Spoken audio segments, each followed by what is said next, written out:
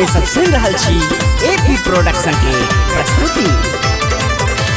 कते कमाई छे की सब खाई छे, जतबे मोटाई छे ओतबे गोराई छे। कते कमाई छे की सब खाई छे, जतबे मोटाई छे ओतबे गोराई छे। घी से बेसी चिकन तोहर गाल लागे छो, घी से बेसी चिकन तोहर गाल लागे छो। हेगे पगली हेगे पगली हेगे पगली तोहर स्माइल कमाल लागे छो।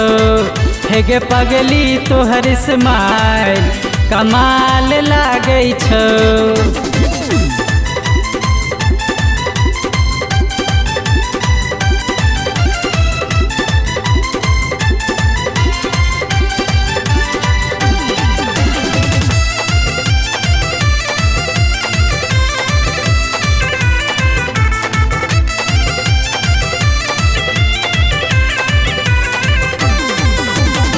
ढीला ढीला कपड़ा तोहर भेल जाय छो पूरा टाइट गे। पहले से बढ़ल जाय छो गोरी तोहर मुँह के लाइट गे। ढीला ढीला कपड़ा तोहर भेल जाय छो पूरा टाइट गे। पहले से बढ़ल जाय छो गोरी तोहर मुँह के लाइट गे। रेशम के जेना गोरी तोहर केस लागे छो, रेशम के जेना गोरी तोहर केस लागे छो। हेगे पगली हेगे पगली हेगे पगली तोहर स्माइल कमाल लागे छो। हेगे पगली तोहर स्माइल कमाल लागे छो।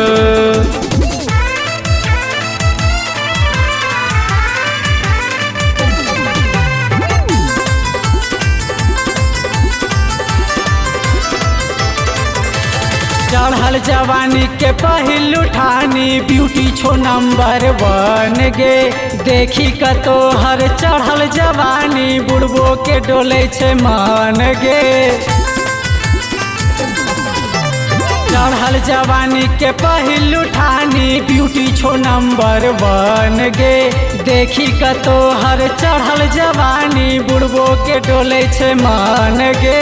आँख नसीली कारी ठोर लाल लागे छो, आँख नसीली कारी ठोर लाल लागे छो। हेगे पगली हेगे पगली हेगे पगली तोहर स्माइल कमाल लागे छो। हेगे पगली तोहर स्माइल कमाल लागे छो।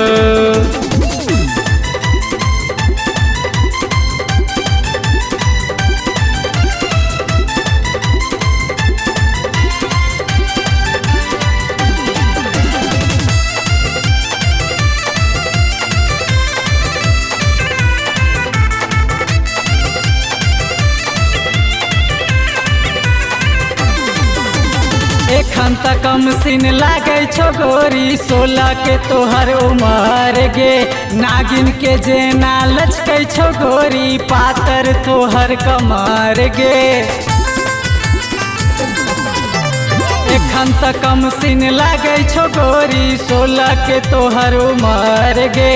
नागिन के जेना लचके छो गोरी पातर तोहर कमर गे। खिलल जवानी तोहर बवाल लागे छो, खिलल जवानी तोहर बवाल लागे छो। हेगे पगली हेगे पगली हेगे पगली तोहर स्माइल कमाल लागे छो। हेगे पगली तोहर स्माइल कमाल लागे छो। कते कमाई छे की सब खाई छे, जतबे मोटाई छे ओतबे गोराई छे। कते कमाई छे की सब खाई छे, जतबे मोटाई छे ओतबे गोराई छे। घी से बेसी चिकन तोहर गाल लागे छो, घी से बेसी चिकन तोहर गाल लागे छो।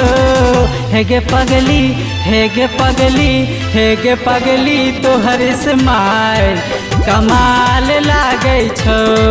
हे गे पगली तोहर स्माइल कमाल लागे छौ।